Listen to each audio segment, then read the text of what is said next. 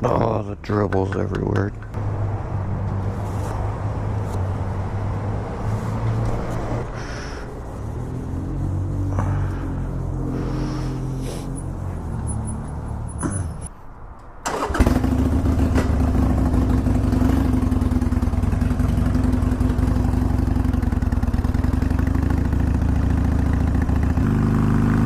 I'm not a huge fan of leathers, but I would love a leather jacket right now.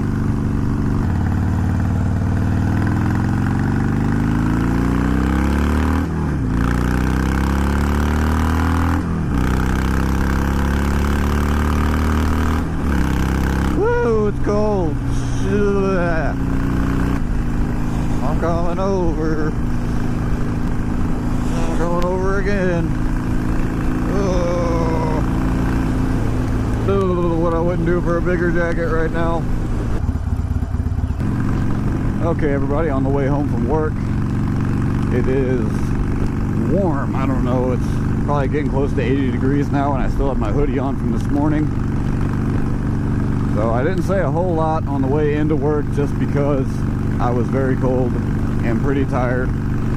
So it would be teeth chattering, aimless mess. So I apologize for that.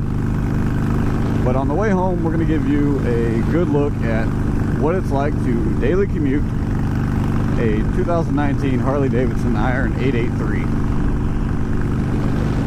I really enjoyed this bike. I would say, I wouldn't say I'm a shorter guy. I'm about 5'9", 5'10", 175 pounds. So the frame of the Sporty fits me pretty good. With the factory mirrors up top of the handlebars instead of flipped down low, I do have the issue where I look into the mirror and see my shoulders, so I have flipped them and turned them under the handlebars just for better view. And with them flipped like this, I don't know if you guys can tell, but they work pretty good.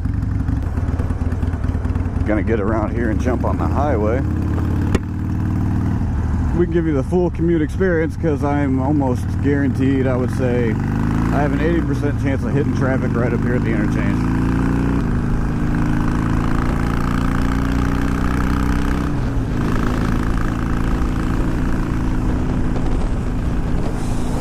So as you guys can see, at 60 mile an hour, which is the speed limit on this particular stretch of highway, I'm at 3,200 RPM in 5th gear. Some would say it's a pretty decent cruising RPM from what I've gathered on the forums. I am no Harley Davidson guru. I don't know much about them. This is my first Harley, so I'm learning along with you guys. The first thing I will say, this is a little bit of a lighter bike, so the crosswinds do tend to make you drift in the lane a little bit. So just be aware of that and prepare for any kind of wind gust you may come across. So here's my other worry, is when it comes to traffic. I don't think there's adequate airflow at a 5 mile an hour crawl to cool my engine. I'm not sure. I mean, there's aftermarket parts that you can put on the bike to keep the jugs cool while you're sitting in traffic, but as far as anything else, I'm not sure what you could really do in this situation. Once I get an opening here, I'm gonna just kind of jump over as far as I can and see if I can't get up to a good cruising speed so we can take a look at what the bike does and how it handles that kind of situation. Looks like we got unlucky and ran into some decently slow moving traffic today, so we'll see how it pans out further ahead. Okay, now we're creeping up about 65 miles an hour, 3480 on the tach, so 3,500 RPM at 65 miles an hour. A little bit of a wind gust coming straight to the chest, kind of want to push you around a little bit. Not terrible, definitely manageable. I've felt worse, but just something to be aware of. Now let's see, let's bring it up. 70 miles an hour, 3750 on the tachometer. 3750 to me, you know, you're not overworking the engine at this point, I don't think. But again, I am not a Harley expert.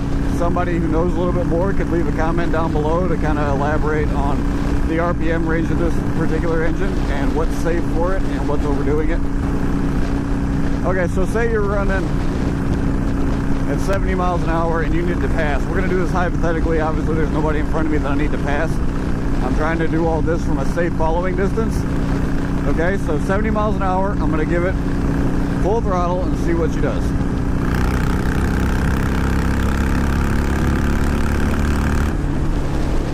Pretty sweet. I don't see a problem as far as the power band goes at 70 miles an hour. And obviously it gets better as you lower your cruising speed. So I feel like it has adequate passing power. I'm not afraid to ride this thing on the highway. Actually, it's a pretty enjoyable ride for me. So at 80 miles per hour, oh, the wind gusts are getting kind of crazy. 80 miles an hour, you're at 4,300 RPM. That seems a little excessive to me, but again, I'm not sure. As far as just daily getting around, this bike to me has plenty of power. I am coming from a 250cc Ninja, so that could be why it feels like it's so much stronger to me. But for my daily needs, the 883 performs just fine. I have no problem with the Iron in that aspect. I feel like it keeps up well in traffic. Starting and stopping is very easy. This bike is very nimble, guys. Very, very nimble. Let's say your daily commute's more of a curvy, twisty, back road type of a commute. With the 883, you can take turns in confidence. I have leaned this thing so far, in my opinion, and I've never once scraped the pegs yet. And I don't know how much further I can get down there because I have done some serious turns. The Harley Iron 883 has no problems going through twisty, turny type back road situations. I actually really enjoy taking the back roads and hitting some twisties with this bike. As I've said before, I've taken some pretty sharp turns and I've yet to touch the pegs. I don't know how much further I can go, and I'm not so sure I want to find that out, but this bike is very forgiving. There's some deer, guys.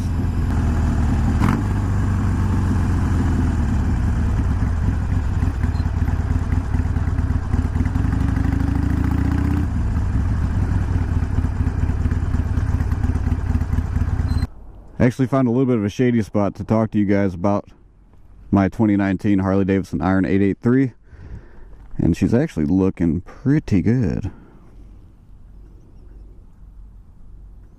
If you guys haven't, go ahead and follow me on Instagram. I'll leave a link below.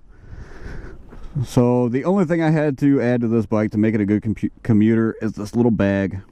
It's big enough to hold like a monster can and some GoPro batteries. Everything else I carry on my person.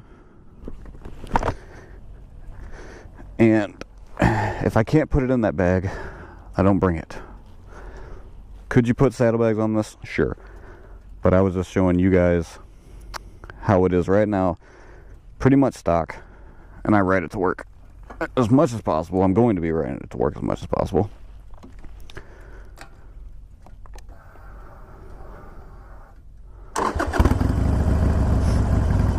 I would definitely recommend getting some pipes though.